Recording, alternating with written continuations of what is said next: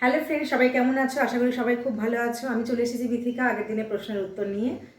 আমাদের আগের দিনের প্রশ্ন ছিল, যদি আমাদের স্কিনে কোথাও পুড়ে গিয়ে সাদা দাগ হয়ে যায় তাহলে তার জন্য আমরা কি করতে পারি। চলো তাহলে এই ঘরোয়া টিপসটা আমি বলে দিই, তোমরা কি করবে যদি কোথাও কারোর পুড়ে গিয়ে সাদা দাগ হয়ে থাকে।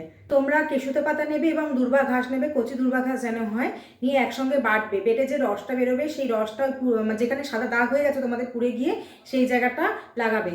তো কন্টিনিউ এটা করতে থাকো, ডেলি করলে খুব ভালো হয়, নাহলে সপ্তাহে অন্তত 5 দিন করবেই।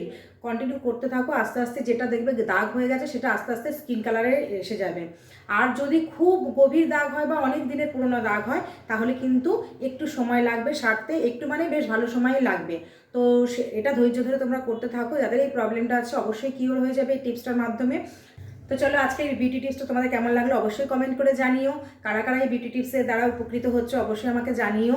এবং তোমাদের যদি কোনো প্রবলেম থাকে তাহলে আমাকে ইনবক্স করো বা বলো, আমি সেটা সলিউশন দেওয়ার অবশ্যই চেষ্টা করব। তো থ্যাংক ইউ, আজকের মতো টাটা। নেক্সট আসবো অন্য কোনো দিন অন্য কোনো ভিডিও নিয়ে। সবাই সাথে থেকো।